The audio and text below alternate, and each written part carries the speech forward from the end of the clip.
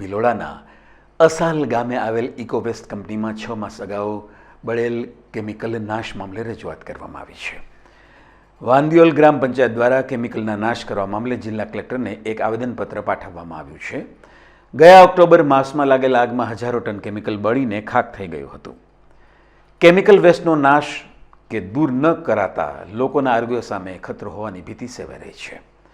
Chemical વેસ્ટથી આસપાસની ફળદ્રુપ જમીન અને પાણી દૂષિત થવાનો ભય ખેડૂતોને સતાવી રહ્યો છે। ભિલોડાના અસાલની ઇકો વેસ્ટ કંપનીમાંથી બળી ગયેલા કેમિકલ ટ્રક ટેન્કર સાધનો સ્થળ પરથી દૂર કરવા સ્થાનિકોએ ઉગ્ર માંગ ઉચ્ચારી છે। તાત્કાલિકપણે સ્થળ પરથી કેમિકલ વેસ્ટ દૂર કરવા પંચાયત અને સ્થાનિક લોકોની ઉગ્ર માંગ છે।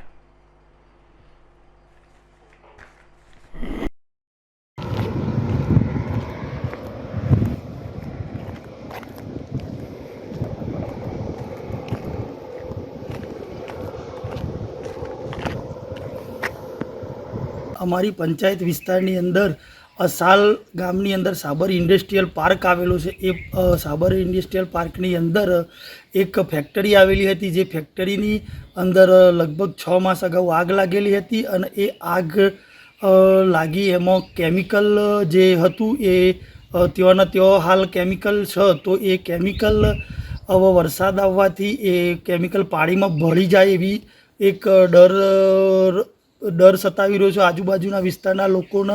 તો અમારી એક ખાસ વિનંતી છે કે સરકારશ્રીને કે આ જે કેમિકલ વેસ્ટ પડેલો છે એ કેમિકલ વેસ્ટ ગમે તે લાગતા વળગતા વિભાગને જાણ કરી અને આ વેસ્ટ અહીંયાથી દૂર કરવામાં આવે તો આજુબાજુના જે લોકો છે જેમની ખેતીલાયક જમીન છે એમાં નુકસાન થતું અટકી શકે એમ છે। એટલે અમારે એક વિનંતી છે કે આવા જે આ કેમિકલ ઢોળાયેલું છે એ કેમિકલને અહીંયાથી સાફ કરવામાં આવે।